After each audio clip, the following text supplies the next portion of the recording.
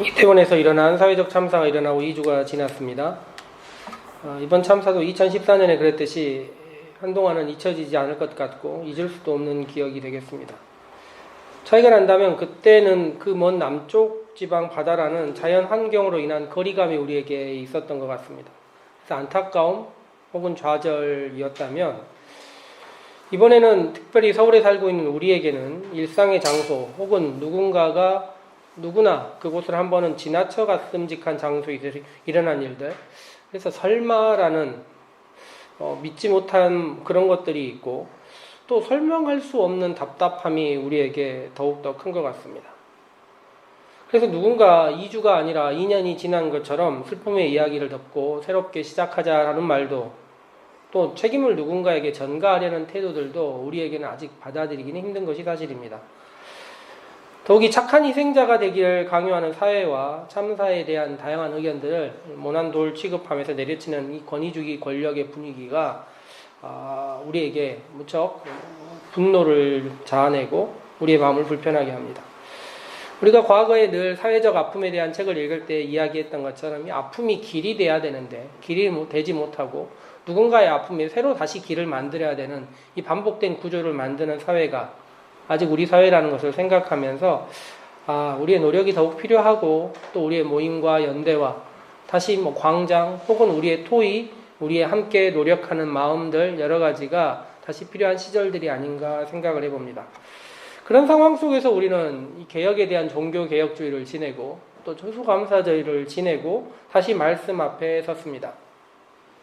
우리 누가복음 13장 말씀을 읽었는데 약 3년 정도 전에 제가 이 본문으로 말씀을 전한 적이 있습니다. 제가 감정의 동요가 심한 사람은 아니지만 오늘 말씀 앞부분에 나와 있는 두 가지 이야기는 오히려 더 말씀을 해야 될, 말씀으로 꺼내야 될 말씀이긴 하지만 감정의 동요가 심한 말씀이어서 오히려 읽을 수가 없고 본문으로 올릴 수가 없어서 6절 말씀부터 읽었는데요. 1절부터 5절까지는 이스라엘에서 일어난 두 가지 참사 이야기를 다루고 있습니다. 이런 시절 본문을 선택할 때 상당히 어려움이 있고 또 그런 우리에게 여러 가지 아픔을 주는 본문을 읽어내야 되는 두려움도 사실 있는 것 같습니다. 이런 상황 속에서 성경을 읽는다는 게 무엇이냐라고 스스로에게 질문을 해보았고 그 질문에 대한 답을 찾기 위해서 많은 고민을 했습니다. 일주일 동안 말씀 앞에서 어떤 본문들 또 혹은 어떻게 설교를 해야 되는가를 목사 스스로 고민을 했을 때 이 두 가지 정도 오늘 본문을 가지고 생각을 했는데요. 첫 번째가 이런 생각입니다. 이 본문들이 이미 주어진 본문들이 우리에게 있는데 이 본문들을 다른 빛으로 여러 가지 빛으로 함께 읽어내야 된다. 즉 말씀의 빛은 말씀은 그대로 있지만 사실 상황에 따라서 그 말씀이 다르게 보이는 것이 사실입니다. 아프리카 어떤 나라들 가보면 이 무지개에 대해서 7가지 색으로 바라보지 않고 훨씬 많은 색으로 바라본다고 하지 않습니까? 또 북쪽 지방, 북극 쪽에 가면 눈을 대하는 태도가 굉장히 다양한 언어로서 몇십 개의 말로서 눈에 대해서 설명하고 있다, 표현하고 있다 얘기를 들었는데 우리도 아침의 빛과 정오의 빛과 석양의 빛이 다르고 그 그늘이 다 다르듯이 말씀도 때에 따라서 약간은 다르게 우리에게 비춰오는 것을 알 수 있고 그 때에 따라서 말씀을 읽어내는 연습을 해야겠다. 첫 번째 이런 생각이고요. 두 번째는 나를 기다리는 본문이 있다 이런 생각을 했습니다. 이것은 참 우연히 만나기 어려운 일인 것처럼 보이는데요. 과거에 이 말씀을 읽었을 때 3년 전에 말씀을 읽었을 때 그때도 제가 굉장히 치열하게 이 말씀을 준비하고 많은 이야기들과 함께 했는데 그 다음에 3년 정도 지난 다음에 제가 오늘 말씀을 준비하기 위하여 이 말씀을 읽었는데 그때는 보지 못했던 12장과 13장을 겹쳐 읽기가 가능하다는 생각을 하게 되었습니다. 그래서 성경 읽기라는 것이 우리에게 다양한 외부에서 주어지는 시선들에 의하여 그 빛에 따라서 읽기와 준비된 자들로서 말씀을 연구하고 말씀과 함께하는 사람들에게 다가오는 말씀으로 읽기, 이렇게 말씀을 생각하고 오늘 본문과 함께합니다. 누가복음을 제가 설교할 때마다 늘 반복해서 드리는 이야기가 서론에 기록되어 있듯이 차례대로 기록되어 있다, 순서대로 기록되어 있답니다. 이 의도가 있다라는 말씀이겠죠. 이것은 저자의 의도일 수도 있고 성령님이 우리에게 그렇게 알려주기 위한 의도일 수도 있습니다. 누가복음은 나름의 순서를 가지고 있습니다. 간단하게 예를 들자면 우리가 선한 사마리아인 이야기가 누가복음 10장에 있는데요. 그 바로 앞에 보면 어떤 이야기가 있냐면 예수님께서 사마리아 지방을 통과하려고 하시는데 사마리아 사람들이 예수님을 거부한 이야기가 있습니다. 성경을 읽다가 사마리아 사람들은 사마리아 사람들을 함께 하려는 예수님의 모습들을 거부하는 이야기가 있지만 예수님은 그 사마리아 사람들을 향해서 뭐라고 얘기하냐면 선한 사마리아인이라는 전혀 다른 표현으로 이야기를 한다는 것입니다. 누가복음 이런 것들을 연결해서 우리에게 읽기를 원하고 있습니다. 누가복음 12장은 제가 여러 번 말씀을 전한 말씀이지만 누가복음 12장의 앞부분 전반부에는 영혼을 돌보라는 이야기, 뒤쪽에는 하나님 나라를 구해라는 이야기가 있습니다. 그런데 그 사이에 어떤 이야기가 있냐면 말씀을 듣기 위하여 찾아온 많은 사람들이 상속된 부와 가지고 있는 부의 증식을 위하여 예수님의 말씀을 차용하려는 욕망 속에 있습니다. 이것을 오늘날의 문제로 이야기하자면 예수님의 말씀 중에 금리나 주식이나 부동산을 위한 말씀, 재테크를 위한 말씀은 없다는 것입니다. 그런데 사람들은 듣고 싶어 하는 것입니다. 그래서 예수님께서 그런 사람들에게 얘기하세요. 내가 언제 재판장이나 물건 나누는 사람이 너희들 가운데 되었느냐. 솔로몬의 판결을 기다렸던 사람들에게 예수님은 물질에 대한 욕망을 신앙으로 치환하지 말라고 아주 세게 이야기를 하시는 것입니다. 그리고 그 이야기의 결론이 뭐냐면 유산과 창고가 필요하지 않다는 것이 아니라 여러분들에게 이 재테크가 필요하지 않다는 것이 아니라 하나님 나라를 먼저 구하는 사람들이 적다는 것이고 그래서 두려워한다는 것이고 그런데 그런 사람들에게 하나님 나라를 주시기 기뻐하니 두려워하지 말고 하나님 나라를 위하여 함께 가자. 너희에게 주시기를 기뻐한다라고 이야기를 12장에서 하시는 것입니다. 그리고 13장을 시작했을 때 너무 안타까운 이스라엘의 두 개의 참사가 있습니다. 하나는 빌라도가 갈릴리 사람들을 살해한 이야기고 두 번째는 실로암 망대의 붕괴입니다. 2000년 전 이야기지만 그 성경 13장을 잠깐 보면 오늘날 이야기처럼 두 사건 이후에 유대인들의 논의가 참으로 비참하고 마음이 안타깝습니다. 희생자에 대한 예의는 전혀 없고 갈릴리인들의 피로 인해서 희생 제물이 부정하게 되면 어떻게 하느냐 이런 논의를 하나 하고 있고 또 망대가 무너져서 죽은 사람들 실로암 수로를 보러 갔다가 망대가 무너져서 깔려 죽은 사람들을 그들의 죄로 인해서 죽은 것이냐 무슨 죄로 인해 죽은 것이냐라는 논의를 하고 있습니다. 지금으로 봐도 망언의 연속인데요. 참사를 겪은 사람들을 바라보면서 나와 다른 사람이라고 생각하고 자신은 그런 일이 없을 것처럼 선을 긋고 희생자들을 여러 논의의 대상으로 신학의 대상으로 혹은 제도의 대상으로 생각하고 있는 것입니다. 예수님은 그렇지 않다 얘기하고 우리도 회개하지 않으면 우리도 모두 멸망할 수밖에 없고 죽을 수밖에 없다라고 이야기합니다. 회개라는 말을 이 다음 이야기를 읽어보고 예수님의 말씀을 보면 개인의 단지 회개, 나의 삶의 돌이킴뿐만 아니라 사회의 구조적인 돌이킴도 함께 이야기하시는 것을 볼 수 있는데요. 이 말씀을 한 다음에 예수님께서 오늘 우리가 읽은 말씀, 오늘 두 개를 읽었는데 가운데 비어있는 이야기까지 서너 개의 말씀을 전하고 계십니다. 첫 번째 이야기가 열매 맺지 못하는 무화과 나무의 비유입니다. 한 사람이 무화과를 심었습니다. 그런데 문제가 뭐냐면 이 사람이 포도밭에 무화과를 심은 거예요. 이것이 뭐가 문제일까요? 구약 성경 읽다 보면 레위기와 신명기 율법에서 농사 규정을 이야기하면서 한 밭에 두 종류 나무를 심지 말라고 적혀 있습니다. 두 종류 식물을 심지 마라. 제가 여러 가지 그냥 흔히 하는 얘기처럼 하는 얘기가 제가 오늘 옷이 색깔이 두 종류인데 이게 율법에 안 되는 얘기예요. 색깔은 하나만이 해야 됩니다. 율법에 따르면. 그래서 지금 미국 브루클린 같은 데 사는 유대인들을 보면 지금도 단색으로만 옷을 입고 다니고 있습니다. 율법을 지키기 위한 노력이죠. 그런데 레위기 19장 읽어보면요. 19장 하나님께서 밭에 두 종류 씨를 뿌리지 말라고 이야기하기 바로 전 말씀이 뭐냐면 그 유명한 내 이웃을 내 몸처럼 사랑하라 얘기예요. 읽다 보면 약간 괴리감이 들기도 합니다. 내 이웃을 내 몸처럼 사랑하지 마라. 밭에 두 종류 씨 뿌리지 마라. 이게 말이 좀 이상하지 않습니까? 순서가 이렇다는 거예요. 그런데 레위기 19장이 거룩에 대한 말씀이 반복되고 있는데 이 거룩에 대한 이야기를 하면서 가나안 종교와의 혼재를 방지하기 위하여 지금 말씀하는 것입니다. 이웃을 사랑하되 혼합된 종교가 돼서는 안 된다. 섞이면 안 된다라고 이야기하고 있습니다. 신명기의 말씀, 똑같은 말씀이 나오는데 그땐 조금 달라요. 시간이 몇십 년이 흘렀는데 그 사이에 이 말씀을 해석하는 방식도 약간 다릅니다. 이것은 조금 이따 이야기를 해보겠습니다. 율법 규정을 어긴 것도 문제인데 이 포도원 주인이 무화과 나무를 심고 이후의 생각이 약간 저는 의아스러웠습니다. 그런데 율법을 어긋나게 포도원에 자기 무화과 나무를 심는데요. 남들 모르게 하려고 했던 것일까요? 성경에 따르면 딱 한 그루 심었습니다. 딱 한 그루. 딱 한 그루 심었고 무화과가 먹고 싶어서 이렇게 했을까? 뭐 이런 생각들을 하곤 하는데 무화과가 그렇게 구하기 어려운 나무가 열매가 아니지 않습니까? 아마도 그런 생각을 할 것 같아요. 이 땅에서 무화과가 잘 자라는지 한 번 정도 나무 하나로 시험해보고 무화과가 자라더라도 열매가 맺히는지 시험해보고 시도해 봤을 것 같습니다. 그런데 잎은 무성한데 3년이나 지났는데 열매가 없는 것입니다. 그래서 포도원 지키는 사람에게 주인이 와서 잘라버려라 이야기를 합니다. 그런데 이 포도원을 지키는 사람이, 일하는 사람이 주인의 의도를 알고 있어요. 이걸 찍어버리는 게 목적이 아니라 결국 열매를 맺게 하고 이곳에서 이 무화과를 함께 심게 하는 것이 목적이라는 것을 알고 있기에 이 사람이 이야기를 합니다. 1년만 더 기다려달라. 제가 잘 돌보고 해보겠다.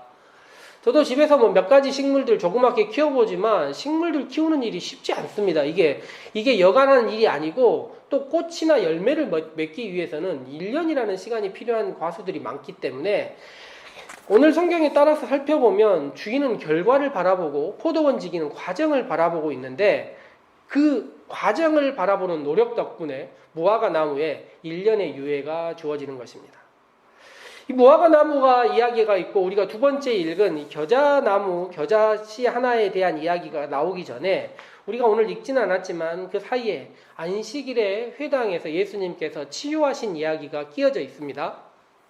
제가 설명해 보자면 모두 같은 모습으로 우리와 같은 모습으로 안식일에서 말씀을 듣고 주님께서 주신 안식에 참된 휴식을 취하고 있을 때 그 회당 안에 18년 동안 귀신 들려서 허리가 완전히 꼬부라져서 조금도 펴지 못한, 성경에 따르면 완전히 숙여져 있는, 허리가 접혀져 있는 한 여인이 그곳에 있습니다. 우리가 그런 고통을 잘 알지는 못하지만 상상만으로도 얼마나 힘들지 예상해 볼 수는 있습니다. 그래서 18년 동안 허리가 굽어져 있다는 말은 다른 말로 치자면 생명이 멈춰 있고, 다른 말로 하자면 열매 맺지 못하는 한 사람이 있다. 우리는 이렇게 생각할 수 있고, 예수님은 그 여인, 매어 있고 눌려 있고 생명을 더 이상 만들지 못하고 있는 것 같은 여인에게 너의 병에서 풀려났다 이야기하고 손을 얹어서 치유합니다. 회당장은 이야기하죠. 6일이 있으니 그날 와서 치유받아라. 왜 안식일에 와서 이렇게 하느냐 얘기하는데, 예수님은 소나 나귀도 물에 빠지면 당연히 건지는데 매여있는 이 사람, 생명이 없던 이 사람에게 생명을 주는 일이 언제 해야 되겠느냐라고 이야기를 하십니다. 그리고 나서 오늘 우리가 읽은 18절 말씀, 19절 말씀이 있습니다. 겨자씨 비유를 이야기하는데요. 복음서를 읽다가 이 겨자씨 비유 많이 들어보신 말씀 아닙니까? 근데 이 마태복음하고 마가복음은요, 겨자씨 비유가 언제 나오냐면 비유들의 무리 속에 들어있습니다. 그러니까 천국 비유, 씨 뿌리는 비유 나온 다음에 비유가 쭉 나오고 이 겨자씨 비유가 있는 거예요. 누가복음은요, 지금 얘기한 대로 희생당한 사람들이 있고 포도원에 무화과 나무 심은 이유, 다른 복음서에 전혀 없습니다. 요 이야기가 있고 등이 굽었다가 치유된 여인의 이야기 다음에 이 말씀이 있습니다.